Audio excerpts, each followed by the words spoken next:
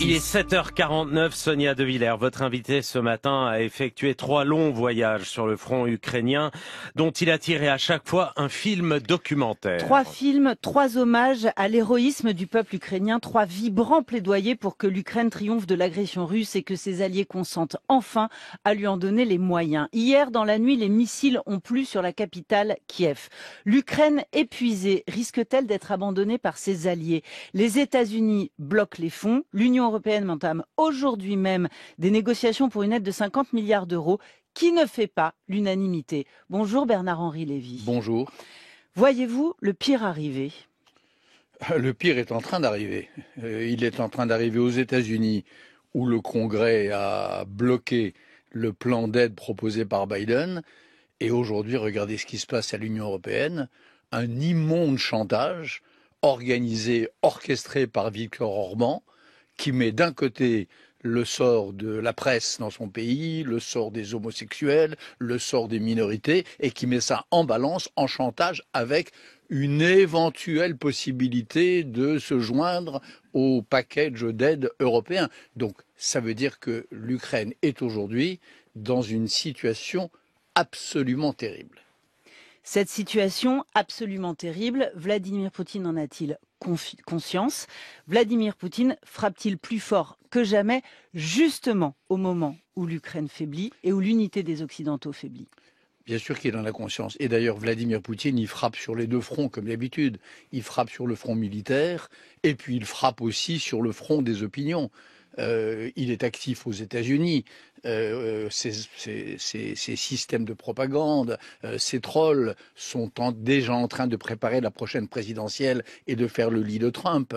Il est actif en Europe et il n'en fait pas mystère. Le projet de Vladimir Poutine, le projet des intellectuels qu'il a autour de lui, les intellectuels eurasiens, c'est de démanteler cette Europe imparfaite, tout ce que vous voudrez, enfin cette Europe qui est celle d'aujourd'hui, la démanteler, pas genre Brexit, pas pour que tel ou tel pays en sorte, mais pour que tel ou tel pays de l'intérieur la détruise, en sape les piliers. Le projet de Poutine, c'est ça, c'est de noyer Kiev sous les obus, 2, de faire en sorte que la ligne Orban ou la ligne slovaque aujourd'hui en Europe l'emporte sur la ligne des démocrates et des libéraux. Mais Vladimir Poutine est-il en train de remporter la guerre, Bernard-Henri Lévy?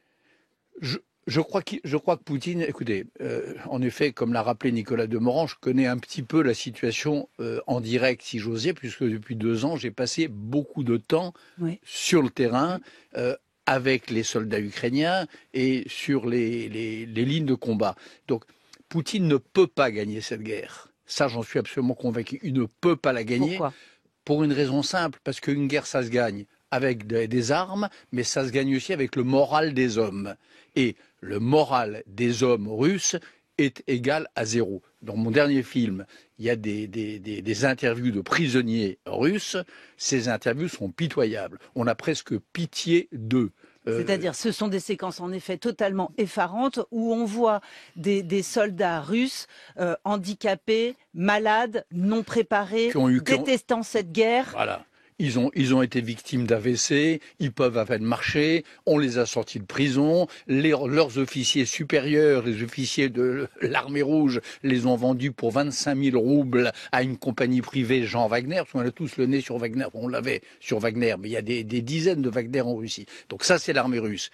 Et de l'autre côté, l'armée ukrainienne, il ne s'agit pas de l'idéaliser, mais enfin, honnêtement, c'est des hommes et des femmes qui se conduisent vraiment bien. Mais vous les montrez fatigués, Bernard-Henri Lévy. Vous les montrez épuisés, vous les montrez démoralisés. Vous pas filmez... démoralisés. Non, mais vous filmez les pénuries, les manques, l'obligation de compter un à un les mortiers et les munitions. Je filme la position Macron, une position que ça c'est comme ça, ça s'appelle la position Macron, parce qu'il y a des canons français. Et là, je filme qu'il y a 20 obus, ils en tirent 2 pendant les 3-4 jours où nous sommes là, il en reste 18, et ils font des calculs d'apothicaires pour se demander qu'est-ce qu'ils vont faire avec les 18 obus. Sur une position comme celle-là, dans une guerre comme celle-là, avoir 18 obus pour frapper en face un rouleau compresseur de viande humaine que les Russes envoient à l'abattoir, 18 obus, c'est un exemple précis, mais il y en a 15 dans le film. C'est dérisoire. Alors ça oblige à beaucoup d'intelligence tactique, ça oblige à beaucoup de sagesse probablement, mais en effet c'est un état de démunition. Ils sont démunis, les Ukrainiens, comme j'ai rarement vu dans les quelques Vous guerres que j'ai rentrez couvertes des dans ma vie. États-Unis, Bernard-Henri Lévy. Volodymyr Zelensky, le président ukrainien, rentre aussi des États-Unis. Et pour la première fois, il rentre dépité des États-Unis. Vous l'avez dit, les sénateurs républicains bloquent les aides prévues à l'Ukraine. Est-ce que vous diriez, comme Joe Biden, aux élus républicains qu'ils sont en train de faire à Vladimir Poutine le meilleur cadeau de Noël qu'ils pourraient Oui. lui offrir? Et plus que les sénateurs, les congressmen d'ailleurs, bien sûr, ils apportent on a silver plate, comme on dit aux États-Unis, un extraordinaire cadeau.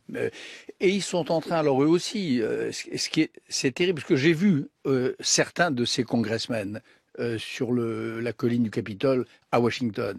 Et mon film d'ailleurs, celui dont vous parlez, qui est France Télévisions, qui est disponible sur la plateforme de France 2 d'ailleurs, va être montré au Congrès, là, à l'ouverture de la prochaine session. Ce qui est terrible aux États-Unis, mais ça c'est le problème de cette démocratie américaine qui parfois marche sur la tête, comme pour les histoires de swing state, etc., c'est que tout est mélangé. Les congressmen américains qui s'opposent à l'aide à l'Ukraine, c'est pas qu'ils sont anti-Ukraine, c'est qu'ils sont fanatisés sur la question des migrants mexicains. Et ils disent, nous on veut bien donner de l'argent à l'Ukraine, mais vous nous mettez un mur ou vous nous donnez des moyens considérables pour empêcher les migrants mexicains de passer.